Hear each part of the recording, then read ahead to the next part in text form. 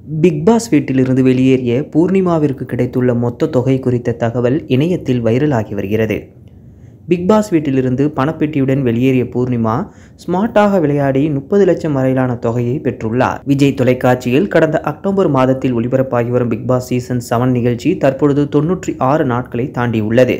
முந்தைய சீசன்களில் இல்லாத அளவிற்கு இந்த சீசனில் double eviction, midweek eviction, 5 wild card entry, 2 வீடுகள், அடுத்தடுத்த எலிமினேஷன்ஸ், பல்வேறு டாஸ்க்குகள் என முற்றிலும் மாறுபட்டதாக பிக் பாஸ் சீசன் 7 நிகழ்ச்சி உள்ளது. பிக் பாஸ் நிகழ்ச்சி இறுதி கட்டத்தை நெருங்கியுள்ள நிலையில் பணப்பெட்டி டாஸ்க் வைக்கப்பட்டது. 1 லட்சமாக இருந்த பணப்பெட்டி 16 லட்சம் வரை உயர்ந்தது. ஒவ்வொரு நாளாக பணப்பெட்டியுடன் மதிப்பு உயர்ந்ததால் அதை எடுத்துக்கொண்டு பிக் பாஸ் வீட்டிலிருந்து பூர்ணிமா வெளியேறினார். இந்த வாரம் விஷ்ணுவை தவிர மற்ற அனைத்து போட்டியாளர்களும் நாமினேஷனில் இருக்கின்றனர்.